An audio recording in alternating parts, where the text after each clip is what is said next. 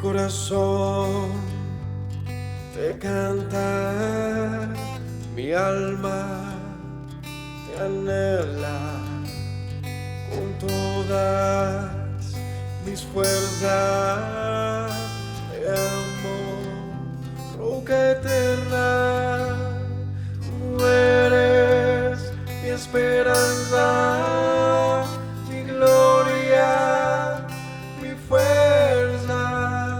En valles de sombra te cuidas, eres lumbrera.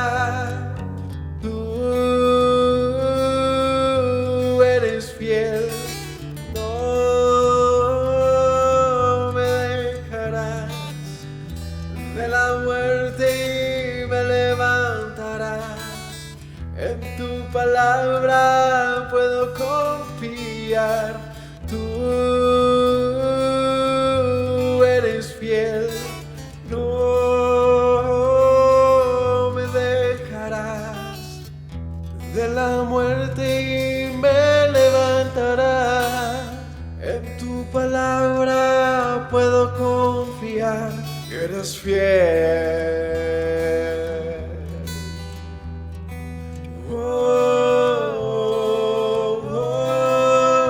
Mi corazón te canta, mi alma te anhela con todas mis fuerzas. Te amo, roca eterna, tú eres mi esperanza, mi gloria, mi fuerza. En valles de sombra te cuidas, eres lumbrera. Tú eres fiel, no me dejarás. De la muerte me levantarás. En tu palabra puedo confiar. Tú eres fiel, no me dejarás. De la muerte me levantarás. En tu palabra puedo confiar. Eres fiel, eres fiel. Tú eres fiel, no me dejarás. De la muerte me levantarás. En tu palabra puedo confiar. Tú eres fiel, no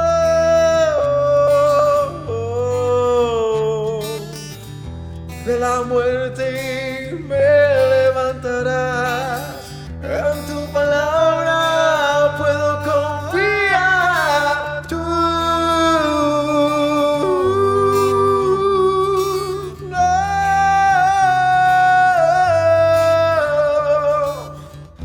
de la muerte me levantarás. En tu palabra puedo confiar. Eres fiel, eres fiel. Tú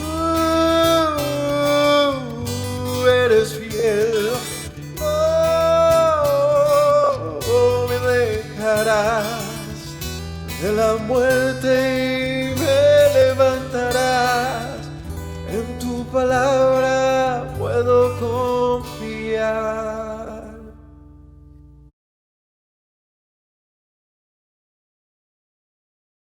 Shabbat Shalom familia, buenas noches a todos, bienvenidos a este nuevo estudio. Damos gracias al Eterno porque nuevamente nos da esta oportunidad de reunirnos y estudiar su palabra. Hoy continuando con el libro de los Salmos, el libro de los Tehilim, de los Cánticos. Y bueno, en esta ocasión viendo un salmo que es conocido por todos, de pronto recitado por muchos, o por lo menos los primeros versos nos los hemos aprendido, los hemos dicho alguna vez, los hemos oído.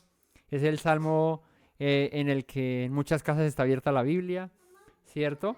Un salmo que es muy conocido y que tiene una enseñanza tras de esto muy, muy hermosa. Así que hoy vamos a estudiar el Salmo 23. Así que acompáñenme a orar y demos inicio esta noche al estudio de hoy. Padre bueno, te damos honra y gloria, Señor, en este día, Padre. Te agradecemos porque nos das la oportunidad, Señor, de reunirnos en este tiempo de Shabbat, Padre, de estudiar tu palabra, de escudriñarla, Señor, de aprenderla. Hoy queremos, Padre, colocar delante de tu presencia este estudio, Señor, para que seas tú, Padre, hablando en nuestros corazones, Señor, dándonos el entendimiento, la sabiduría, que esta noche, Padre eterno, juntos podamos descubrir la riqueza, Señor, de tu gloria, Padre, a través de tu palabra, y que seas tú instruyéndonos, Padre, que estas palabras puedan ser grabadas en nuestros corazones, Señor, y permanezcan allí siempre, Rey. Guíanos, Señor, en tu palabra, en tu verdad, y no nos permitas extraviar, Señor. Te agradezco por mis hermanos, Señor, por tu pueblo, Señor, porque hay disposición, Señor, de querer oír, Padre, que es lo fundamental, Señor. El estar dispuestos a escuchar tus palabras, aprenderlas, Señor, para luego ponerlas por obra, Señor. Por eso derrama sobre nosotros sabiduría, entendimiento, inteligencia, discernimiento, Señor. Y que tu palabra, al ser predicada, Señor, cumpla el propósito por el cual tú la envías, Rey. Te agradezco en esta noche y bendigo tu gran y maravilloso nombre por los méritos de Yeshua. Amén. Bueno, Salmo 23, familia, salmo conocido por la mayoría, ¿no? Si en algún momento de la vida hemos pasado por dificultades, por circunstancias, seguramente este salmo ha sido parte de nuestra oración. Y seguramente este salmo ha sido parte de esa meditación que tenemos en el Señor y de cómo lo consideramos y cómo lo hemos conocido a Él. El Salmo 23, un salmo escrito por David, un salmo que nos va a mostrar una riqueza importante, y es que al ser dependientes del Señor, al entregar nuestra vida completamente a Él, Él es aquel que ha prometido grandes bendiciones para sus hijos, para su pueblo. Y vamos a leerlo y a detallar lo que el Eterno tiene para nosotros en este día y lo que David pensaba cuando escribió este salmo tan conocido, tan nombrado. Salmo 23 tiene por título en la Reina Valera: Yahweh es mi pastor. Y dice el versículo 1 del Salmo 23: Yahweh es mi pastor, nada me faltará. Y solamente con este primer verso, solamente con estas primeras líneas de este versículo 1, podemos hallar aquí una reflexión importante. Y es aquí algo que nos pone a pensar en nuestra condición con respecto al Señor. Nos pone a pensar en qué lugar está Él para nuestras vidas y si esto se puede cumplir en nosotros o no. Lo que dice David es: Yahweh es mi pastor, nada me faltará.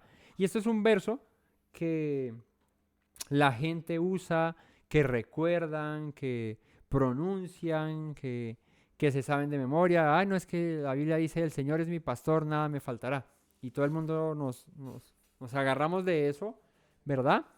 Pero verdaderamente esto lo entendemos, verdaderamente esto es lo que David entendía. ¿Por qué lo digo? Porque cuando estamos en dificultades, en problemas, cuando estamos en la inmunda, cuando decimos: no, es que el Señor es mi pastor y nada me faltará. Pero pasamos necesidades, pasamos eh, problemas, dificultades, y bueno, ahí dice que nada me faltará, y entonces ¿dónde está ese nada me faltará si Él es mi pastor, ¿no? ¿Cuál es la labor de un pastor? La labor de un pastor es ¿qué? Cuidar sus ovejas. Pero ¿cuál es la labor de la oveja? Hacer caso. Dar lana. ¿Cuál es la labor de las ovejas? ¿Mm? Seguir al pastor, ¿cierto? Oír su voz, estar atentas. Ustedes saben que las ovejas tienen unas características interesantes. Una de ellas es que son torpes. Una de ellas es que las ovejas no ven bien. Las ovejas no tienen muy buena visión, ¿sí?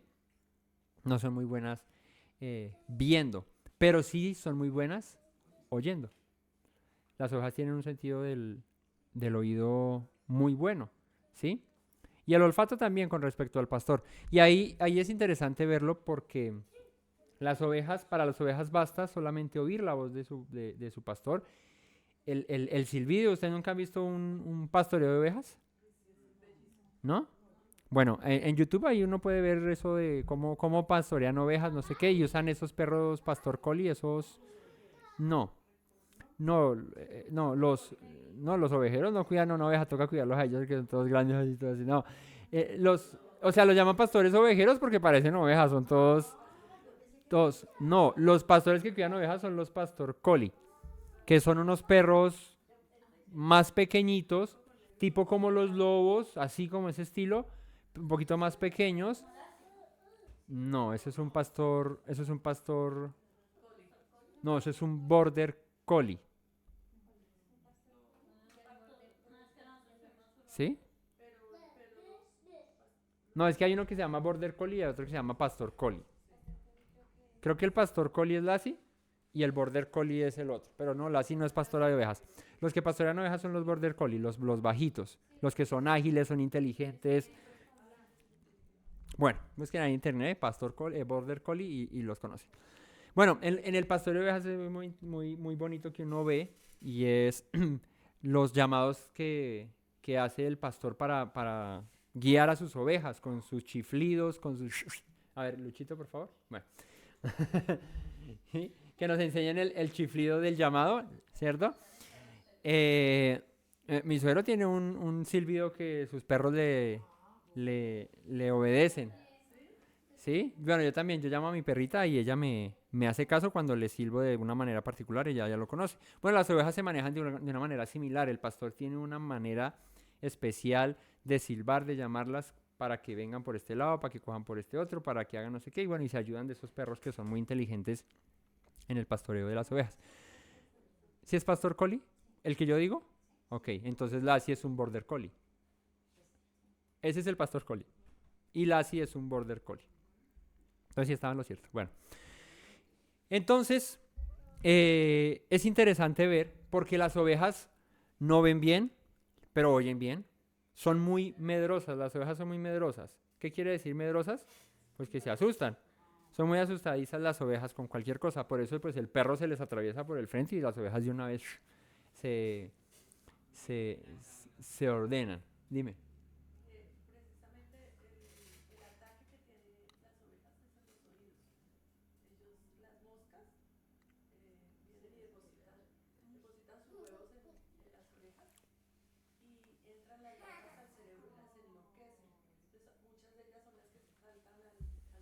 Ujú.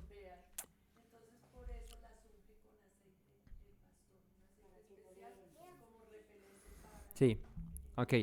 Ese dato es bien interesante porque las ovejas son propensas a que las mosquitas, los moscos y estos, los bichitos así, le pongan sus larvas, sus huevitos en las orejas y esto pues les afecta el oído, también se les meten a la cabeza y las enloquecen y ahí salen las ovejas locas, ¿sí?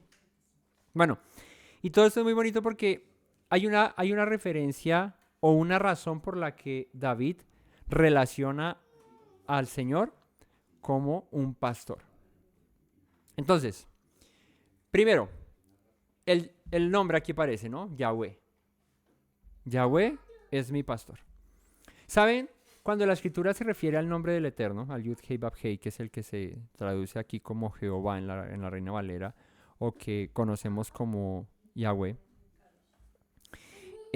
está haciendo referencia a un atributo del Señor, a una característica, a una forma de ser del Eterno. ¿Saben a cuál se refiere cuando se menciona el nombre del Señor? ¿Qué atributo resalta el nombre Yahweh? ¿Mm? La misericordia. La misericordia. ¿De dónde aprendemos esto?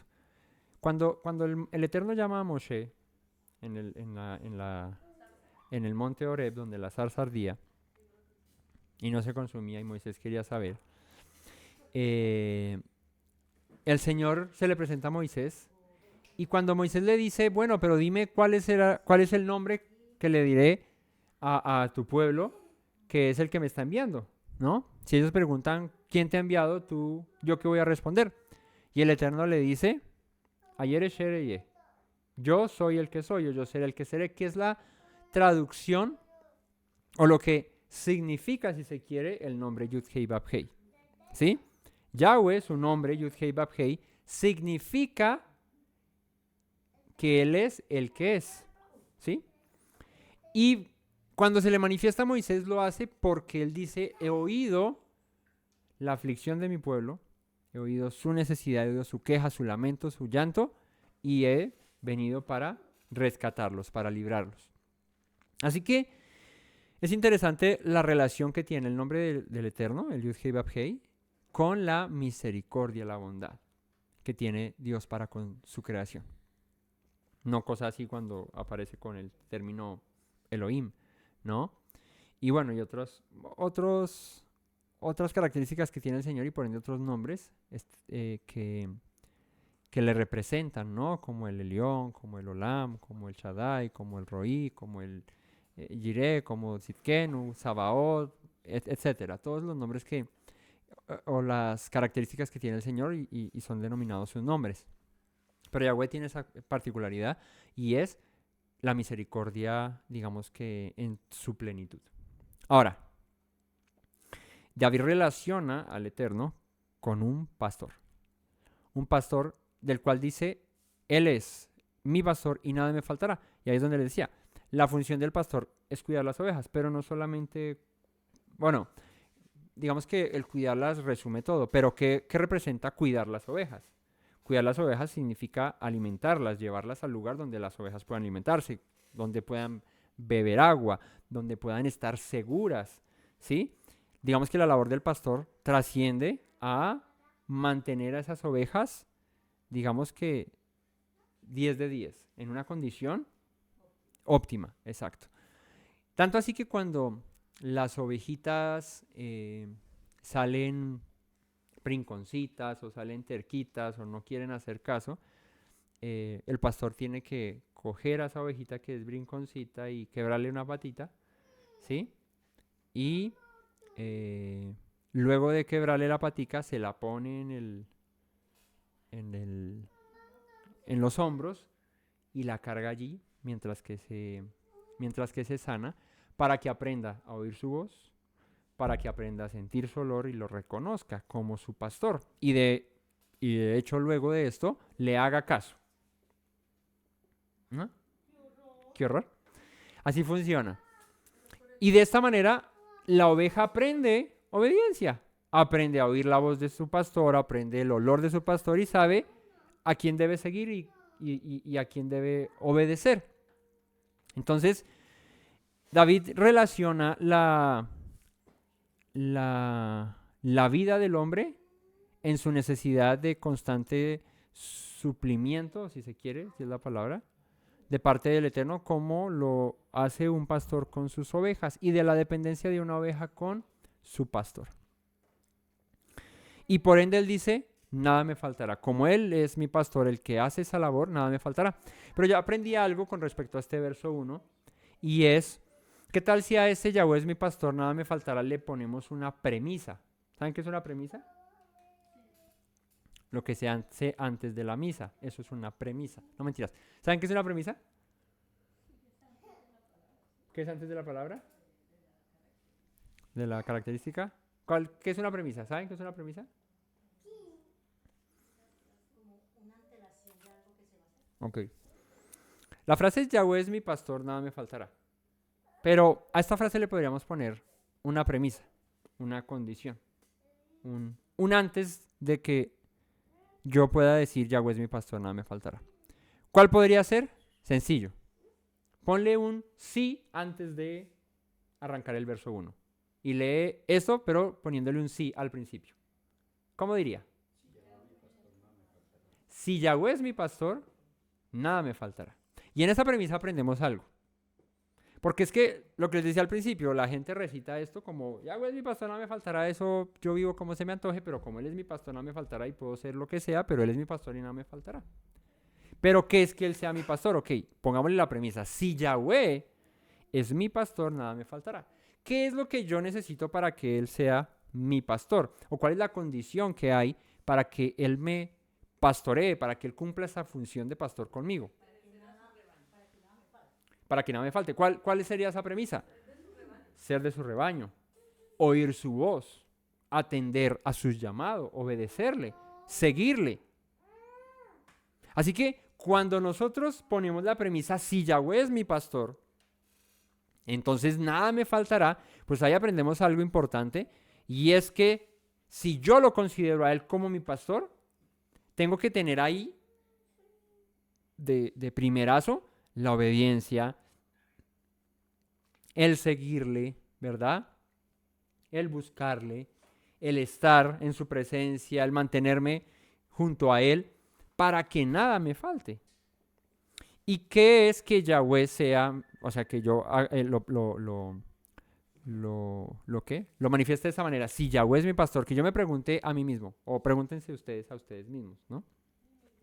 Pregúntense ustedes mismos, Yahweh es mi pastor, nada me faltará, ok. Y yo me pregunto, si Yahweh es mi pastor, no me debería faltar nada. Entonces la pregunta es, si es Él mi pastor, y para que Él sea mi pastor, ¿qué necesito? ¿No? Necesito obediencia, necesito oír su voz, necesito seguirle, necesito amarle, necesito vivir para Él. Y de esta manera es que Él hará que a mi vida no le falte nada. Por el contrario, sería un verso que cualquiera podría recitar y le aplicaría. Pero en realidad David lo hace porque David conoce al Señor, porque David ama al Señor, porque David teme al Señor. Y de esta manera él puede afirmar que Él es su pastor y es por eso que nada le falta. Él se siente como una ovejita, de pronto en muchas ocasiones descarriada.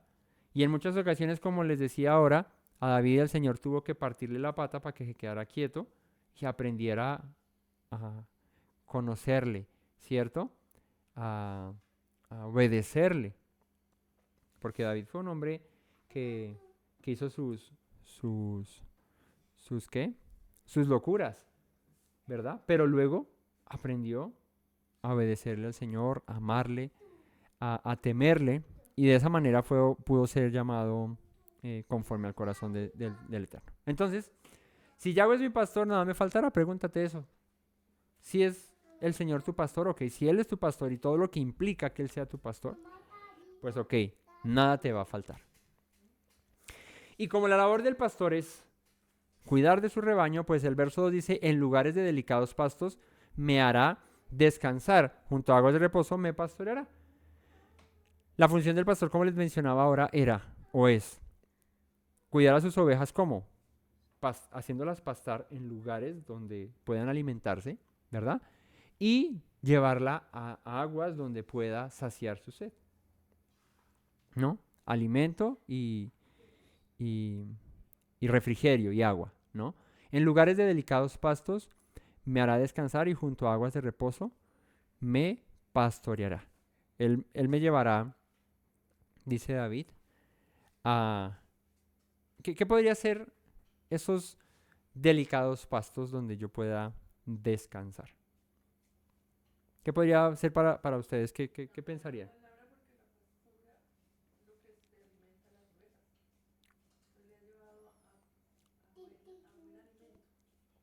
El pasto alimenta a las ovejas, eso es lo que comen ellas, ¿no?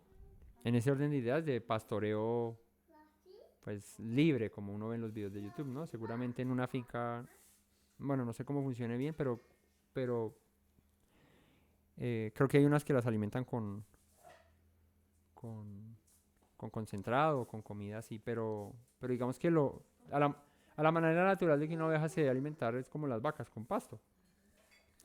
Y el pastor sabe a qué lugar de pastos puede llevar la oveja para que ese alimento le sea de bienestar. Ok, entonces, teniendo la premisa de que Él es mi pastor y nada me va a faltar, pues tengo también la seguridad de que al lugar a donde Él me lleve para alimentarme, eso me va a nutrir, eso me va a hacer bien. Así que esos delicados pastos podrían representar eso, su palabra, ¿no? Su palabra que es el alimento, es el sustento para nuestra vida. Y junto a aguas de reposo, me pastoreará. Y el agua también hace referencia a la palabra del Señor, hace referencia al, al Espíritu del Señor en nuestras vidas. Y esto lo que dice el verso 2 es como Él suplirá todas mis necesidades que radican en el sustento.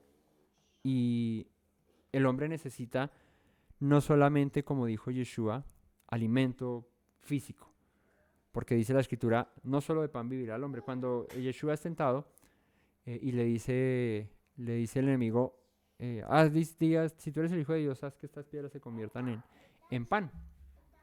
Pero él dice, escrito está, no solo de pan vivirá el hombre, sino de toda palabra que sale de la boca del Señor. Así que no solamente necesitamos el alimento físico, sino que necesitamos ¿qué?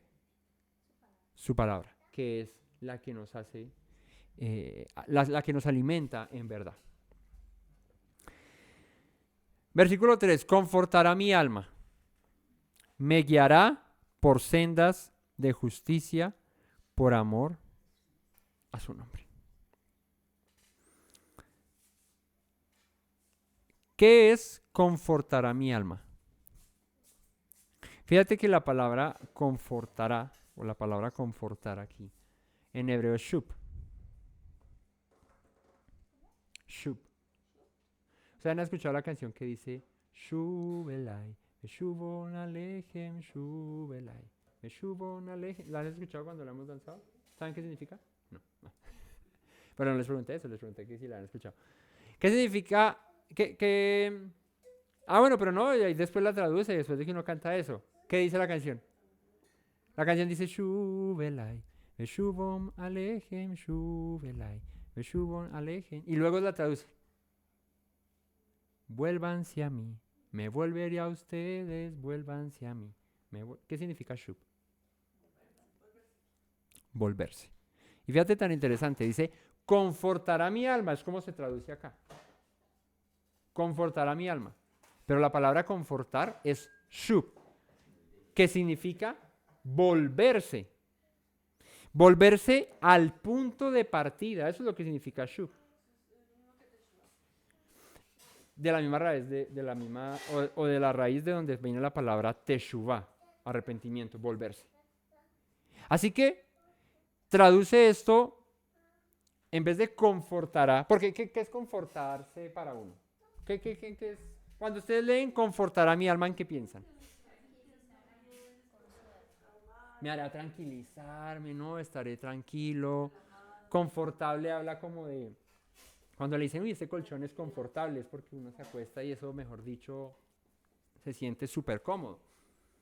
Pero cuando les digo que la palabra confortar mi alma no va encaminada a la comodidad, sino que va encaminada, o la palabra a la que se refiere esto es el volverse. Volver, ¿cierto? O alinearse al punto de partida, volverse al punto de partida. Entonces ya podríamos entender esta palabra de una manera diferente. No es confortar de que me sienta a gusto, sino de que Él me hará volver mi alma. Por eso el verso siguiente dice, me guiará por sendas de justicia por amor a su nombre. La única manera de yo ser guiado por las sendas de justicia por amor a su nombre es que Él me haga volver, que mi alma regrese. ¿A dónde? ¿Cuál es el punto de partida en el que al que mi alma debe regresar? A cómo fuimos creados. Fuimos creados ¿para qué fuimos creados? ¿Cómo dice el profeta Isaías? ¿Que fuimos creados para qué?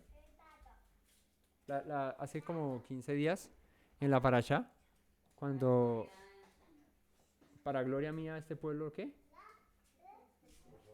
Lo creé, lo formé y lo hice. ¿Y cuál es el propósito de haber sido creados? Sí, para gloria de él, listo. Pero también ¿para qué? Para publicar. Este pueblo para honra mía lo formé y lo hice. Publicará mis alabanzas, publicará. Mis alabanzas publicará. Esa es la función de nosotros. Ok. Entonces, a eso fuimos creados. Fuimos creados con un propósito. El propósito no era vivir nuestra vida como se nos antojara. El propósito era publicar sus maravillas, alabar su nombre y ser honra y gloria para el Señor. O sea, cuando Él dice este pueblo para honra mía lo formé y lo hice, pues está hablando acerca de que el Eterno crea a la humanidad, crea al hombre, llama a su pueblo para gloria de Él. ¿Sí? Y cuando su pueblo vive en rectitud, cuando su pueblo vive en obediencia, pues cumple ese propósito de ser honra a su nombre. Ok. Entonces, no es confortar de que me sienta a gusto en el mero significado, sino que en realidad lo que está diciendo es hará volver mi alma. Hará volver mi alma al punto de partida. ¿Cierto? A la función y a la razón por la cual yo fui creado. Y es desde ese punto de partida que yo puedo ser guiado por sendas de justicia por amor de su nombre. Ok. ¿Qué es sendas? Sendas es un camino, una vereda, ¿cierto? ¿Y qué es justicia? ¿Qué es ser guiados por sendas de justicia, por caminos de justicia? La palabra justicia es sedek, de donde viene la palabra sadik, que es justo, ¿no? Que significa derecho, ¿cierto? Equidad, rectitud. Ok, entonces el verso 3 lo que está diciendo es, hará volver mi alma, o sea, Él es mi pastor, nada me faltará. Me dará alimento, que es lo que dice el versículo 2, ¿cierto? El alimento que necesito, que son esos delicados pastos y esas aguas de reposo. Y es cuando yo soy alimentado y saciado por su agua, que de hecho ahí relacionamos a Yeshua con la mujer samaritana, en el pozo allá, que le dice, dame de beber, ¿cierto?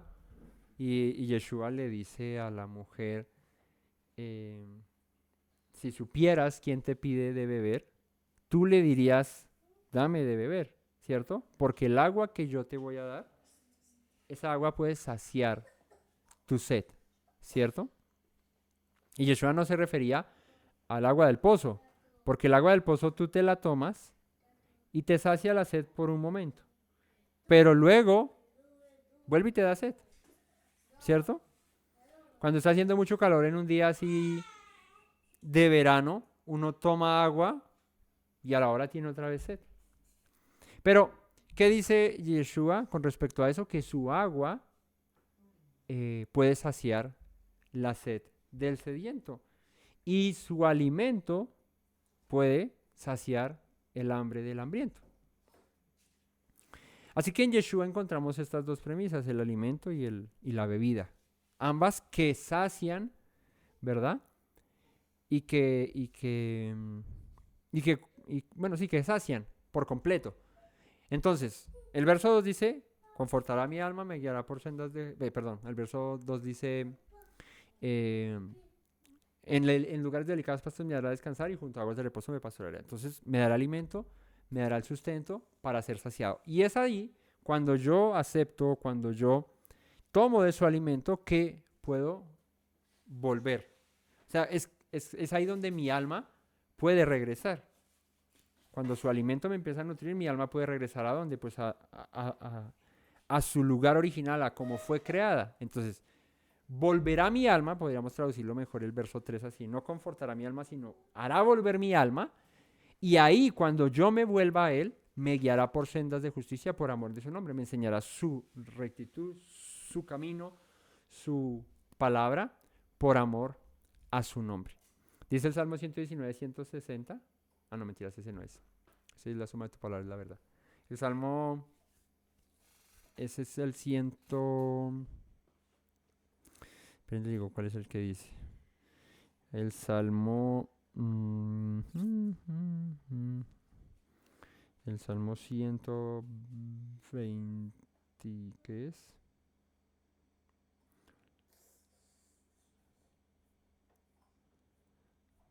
A ver si lo encuentro. El Salmo 100, ya lo encontré, el Salmo 138, versículo 2 dice, me postraré hacia tu santo templo, alabaré tu nombre por tu misericordia y tu fidelidad, porque has engrandecido tu nombre y tu palabra sobre todas las cosas. Fíjate, confortará mi alma y me guiará por sendas de justicia por amor a su nombre. Saben que el nombre de Dios y su palabra, según lo que dice el salmista David en el Salmo 138, están al mismo nivel. ¿El Señor qué es?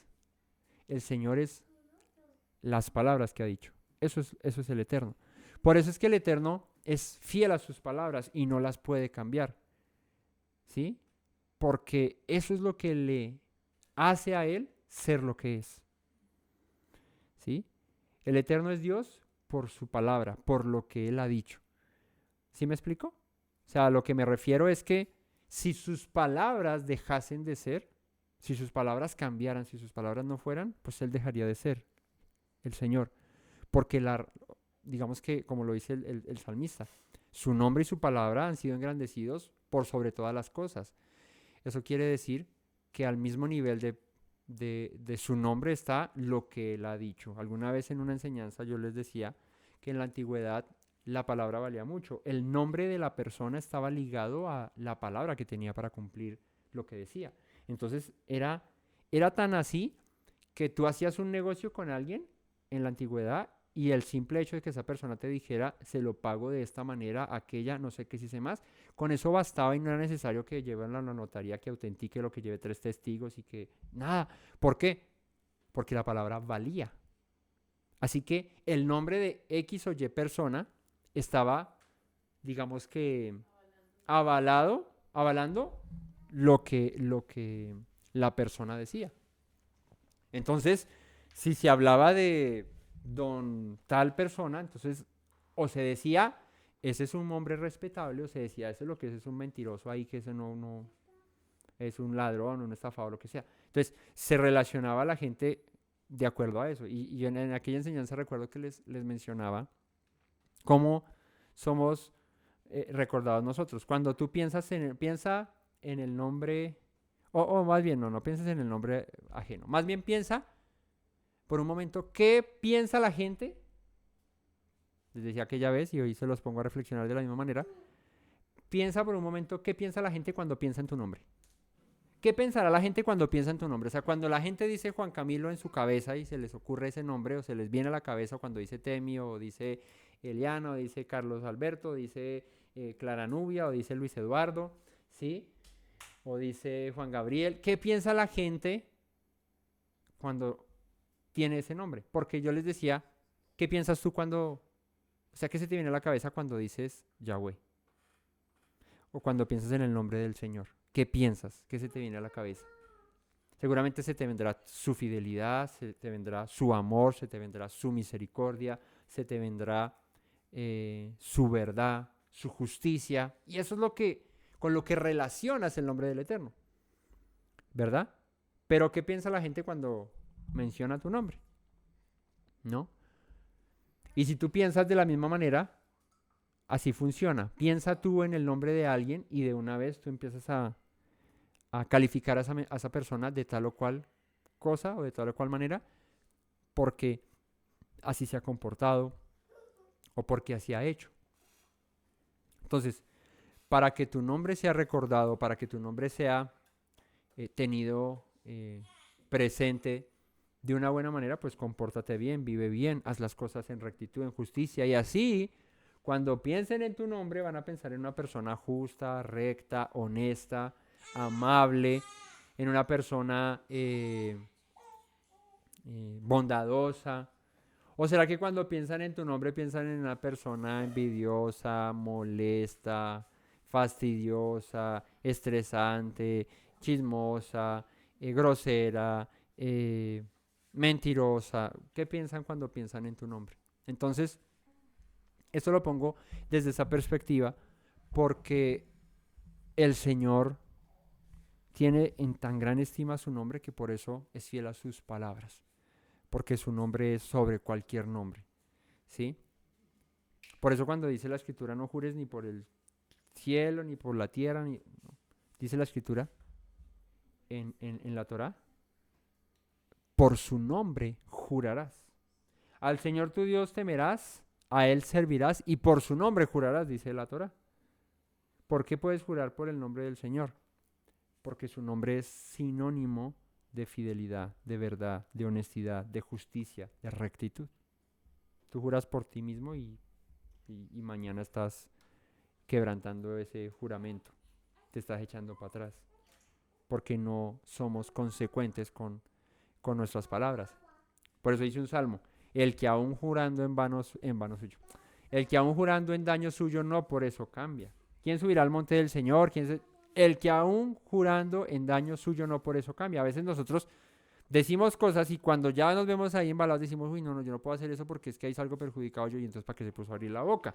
El salmista dice que el que aún permanece en ese juramento que hizo, aunque eso le represente un daño para su vida, pues lo cumple, pues porque puso su palabra. Entonces, fíjate, hará volver mi alma, me guiará por sendas de justicia por amor de su nombre. Porque Él es verdad, porque Él es rectitud, porque Él es justicia y porque Él no falla a sus palabras, porque Él permanece en sus palabras.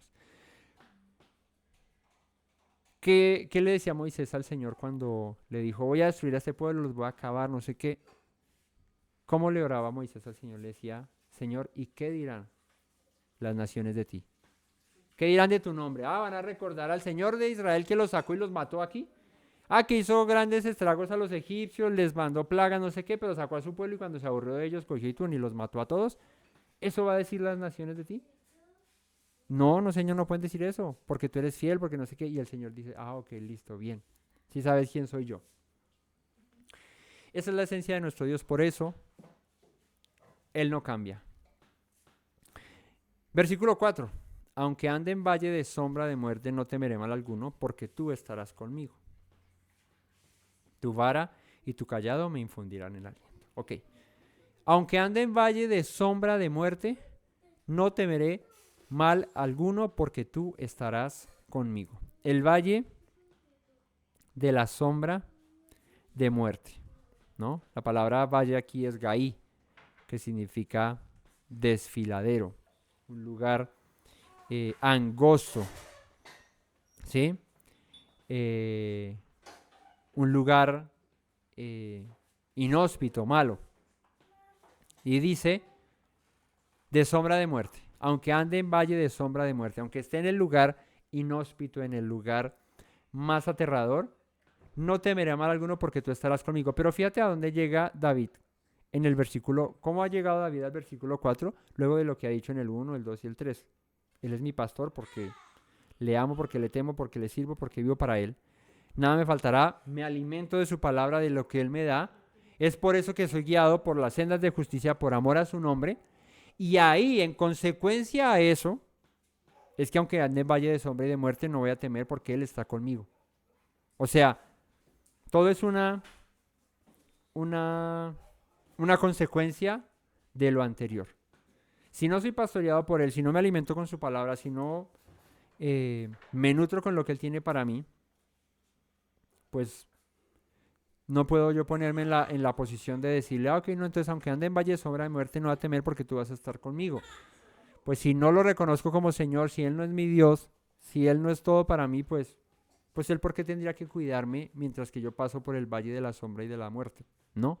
Él me cuida cuando yo ando ordenadamente con Él. Así que, aunque ande en valle de sombra de muerte, dice, no temeré mal alguno porque tú estarás conmigo. Tu vara y tu callado me infundirán aliento. Tu vara. Vara es la palabra en hebreo shevet. Shevet significa, ¿Saben qué significa Shevet? Vara, muy interesante. No. No, pues sí, o sea, se traduce como vara. Pero ¿saben qué significa? Shevet significa azote, castigo, gobernador, látigo, ¿sí? También significa, bueno, familia, dardo, báculo, callado. Fíjate, la palabra vara, que es Shevet, y tu callado, que es la siguiente, que es la palabra mishenet, ¿sí? Que significa un bastón, ¿sí? Un respaldo, un sostén, ok. Tus, sí, lo que está diciendo acá es tu reprensión, tu guianza, ¿sí? Porque ¿cuál es la vara o el callado del pastor? La vara o el callado del pastor es con lo que el pastor guía a las ovejas. ¿Sí? ¿Han visto el callado del pastor es ese palito que al final tiene una curvita así? ¿Sí lo han visto? Con ese a veces puede jalarlas del cuello, les puede poner ese y las corre. Pero con ese mismo por el otro lado les puede dar su palazo para que, para que reaccionen. Entonces, tu vara y tu callado me infundirán aliento. O sea, tu corrección, tu dirección, ¿verdad? Tu cuidado son los que me infunden el aliento, los que me dan la fortaleza, ¿sí? Fíjate que la palabra aliento es naham, ¿sí? Naham, que significa consolación, significa alivio, significa aplacar, significa arrepentimiento, arrepentirse, misericordia. Así que tu reprensión, tu castigo, tu guianza, tus palazos a veces, Señor, traen a mí aliento, misericordia, traen a mí restauración. Pues de hecho la escritura dice que el Señor al que ama disciplina y azota a todo aquel que recibe por hijo. ¿Eso qué quiere decir? Que el Señor a los que ama les mete sus palazos de vez en cuando, pues porque necesita corregirlos, como la ovejita.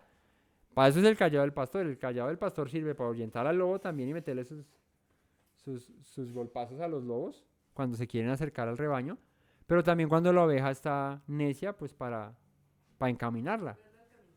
Entonces, ¿qué hace la vara y qué hace el callado? ¿O qué hace el bastón con el que el pastor reprende? También conforta, da aliento. ¿Por qué?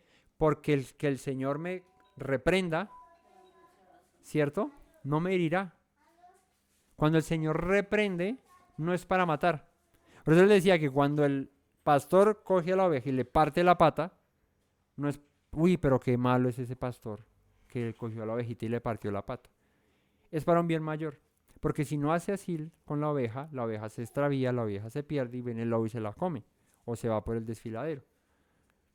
¿No? Pero cuando el pastor coge la ovejita y le parte la pata, lo hace por amor. Lo hace por amor. Y luego que le parte la patica, entonces se la pone encima y le dice, mira, oye mi voz, sigue mis instrucciones y no te parto la patica más. ¿Ya? ¿Verdad? Él la venda, él la cura y él la ayuda para que se recupere.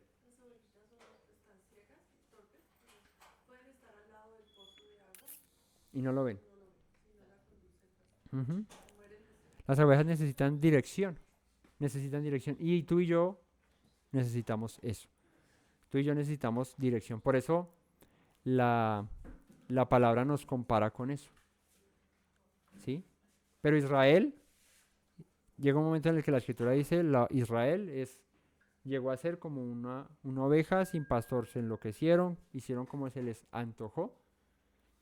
Pero el Eterno siempre ha querido ser esto, lo que David llama en este salmo, el pastor de Israel. ¿Sí? Eso es lo que él ha querido siempre ser el Señor para con su pueblo. Y es ahí en el que el verso 5, dice, aderezas mesa delante de mí en presencia de mis angustiadores. ¿Qué es aderezar?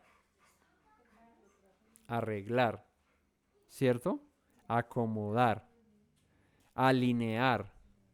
Eso es aderezar. ¿Mm? Preparar, ordenar. Aderezas mesa delante de mí en presencia de mis angustiadores. Entonces David dice, tú preparas la mesa delante de mí en presencia de mis angustiadores.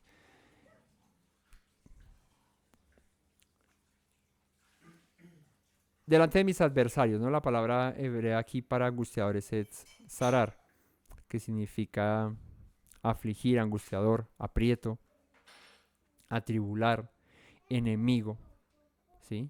Entonces, tú preparas la mesa, tú preparas la, la, ¿cómo se diría? Mm, sí, ah, el banquete. Sí, no, pero sí, o sea, sí, pero, sí, pero no.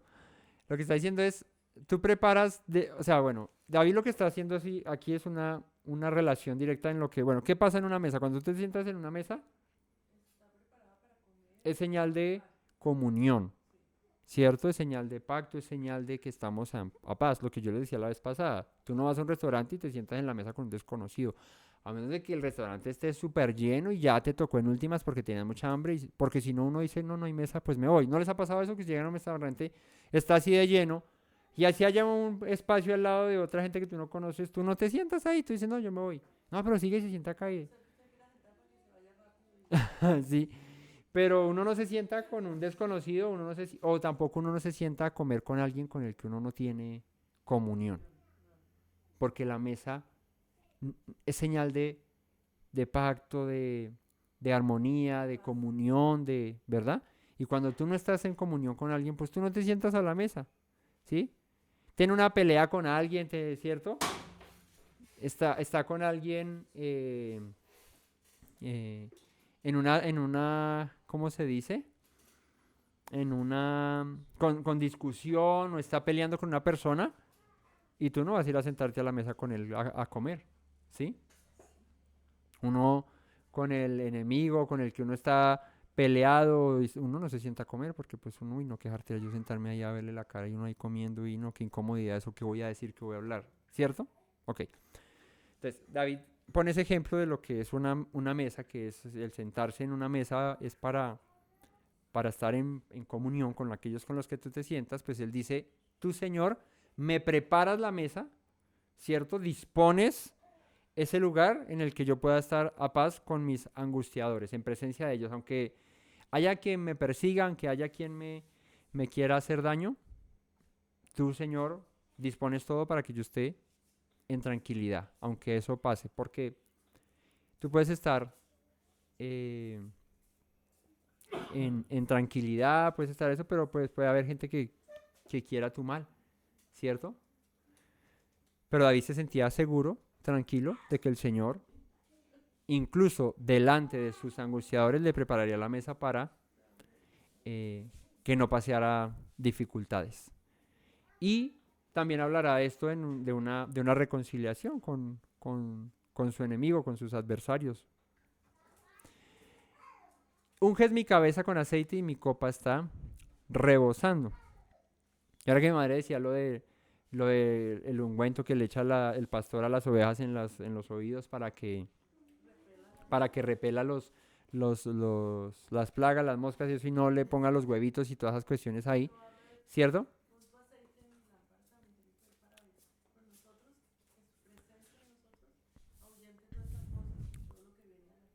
Ok, unges mi cabeza con aceite. El propósito del aceite en la antigüedad, o para lo que se usaba, aparte de para fritar la carne, era para ungir, ¿cierto? Cuando el Señor llamó a David, envió al profeta, ¿cierto? Para que ungiera a David. Y él dice que llevaba un cuerno, ¿cierto? Y en ese cuerno, aceite. Y ungió a David, le echó el aceite en la cabeza. Así que El ungimiento es sinónimo de apartamiento, ¿cierto? Donde tú vives es un apartamento, pero cuando el Señor unge te aparta. Por eso es sinónimo de apartamiento. Eh, el aceite hace referencia a eso, al ser apartados para el Señor, separados, distinguidos. Entonces, unges mi cabeza con aceite, mi copa está rebosando. El aceite también tiene una función, ¿cierto? De ser ¿qué?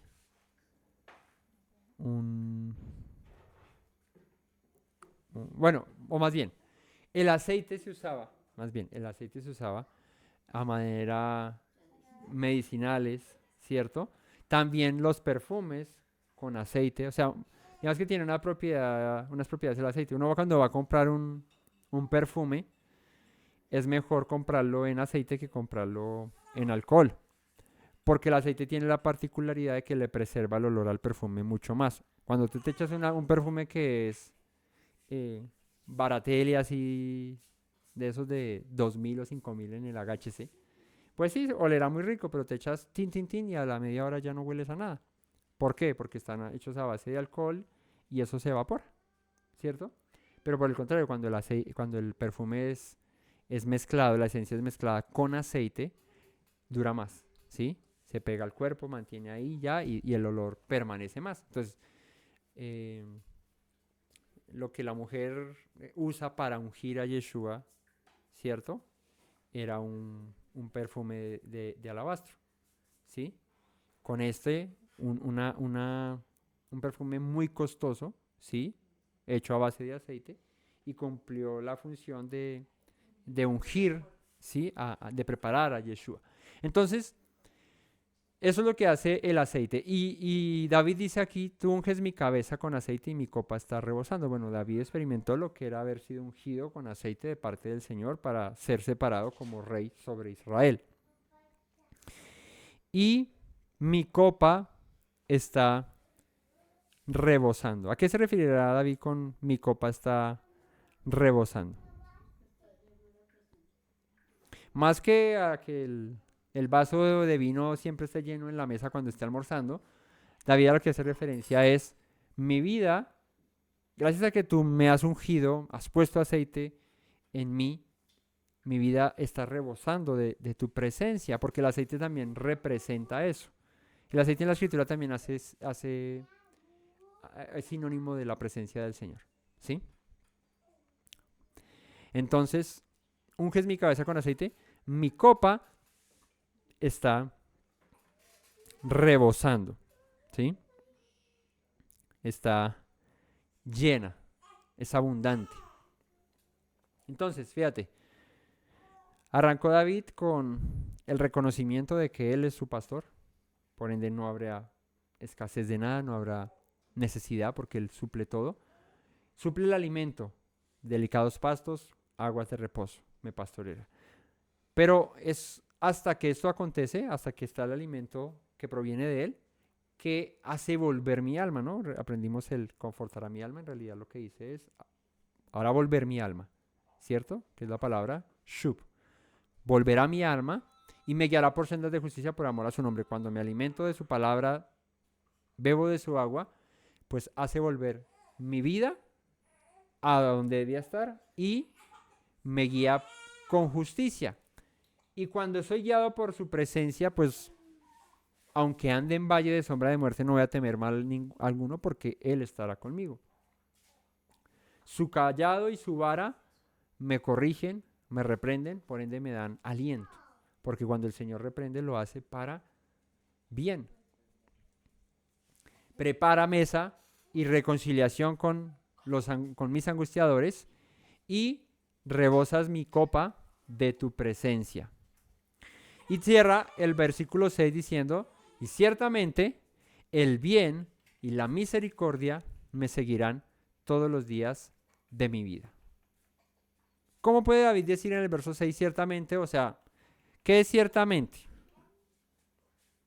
Como dice por ahí un texto en la escritura, a la verdad. Ciertamente es a la verdad. ¿Eso qué quiere decir?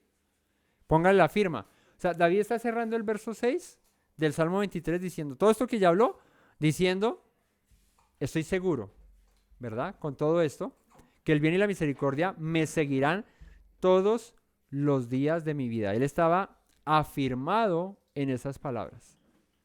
Pero ¿cómo llega David a decir, estoy seguro de que el bien y la misericordia me seguirán todos los días de mi vida?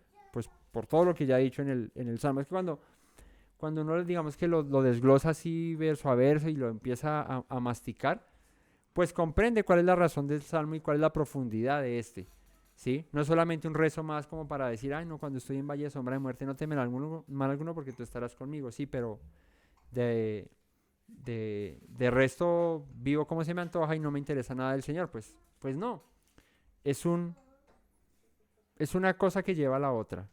La condición de obediencia, de amor y de sometimiento al Señor como mi pastor, pues me lleva a todo esto, que al final resulta en estoy seguro de que viviendo así, reconociéndole a Él como mi pastor, dejándome reprender por Él cuando sea necesario con su vara y con su callado, alimentándome con los delicados pastos y con el agua que me da para reposo de mi alma, es que yo estoy seguro de que el bien y la misericordia me seguirán todos los días de mi vida, sin importar el momento.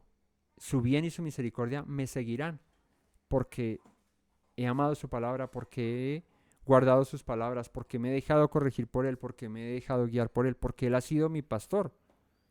Entonces una oveja puede decir, ciertamente tendré provisión, sustento, misericordia, bondad todos los días de mi vida. ¿Cuándo qué? Cuando oye a su pastor, cuando le sigue, cuando le obedece.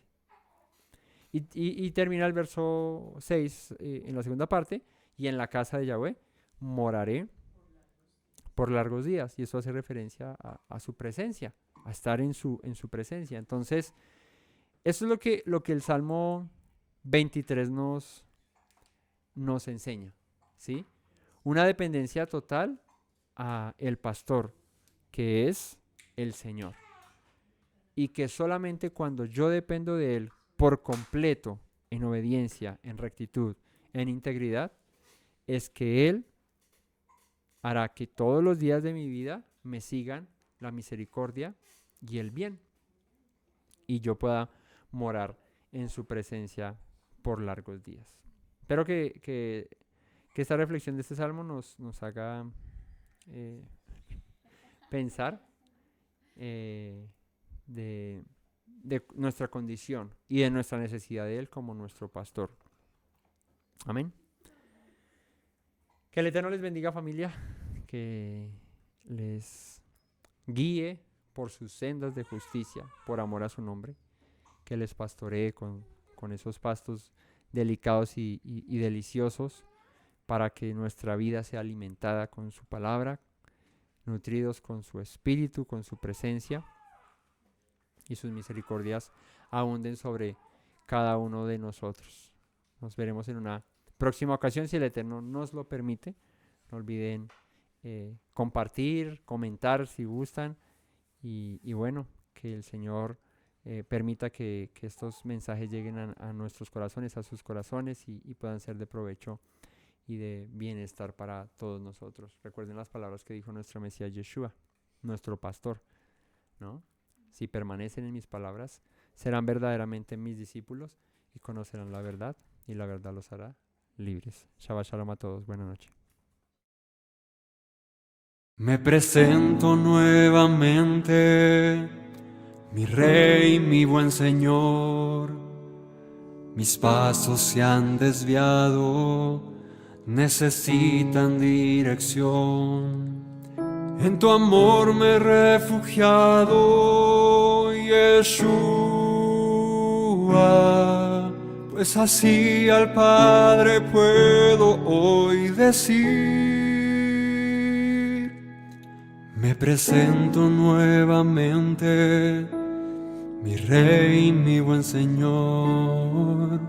Mis pasos se han desviado, necesitan dirección. En tu amor me he refugiado, Yeshua, pues así al Padre puedo hoy decir: Abba, Padre, Baruch atah. Señor Dios nuestro Rey de eternidad, Abba, Padre, Baruch atah. Adonai Eloheinu melech haolam.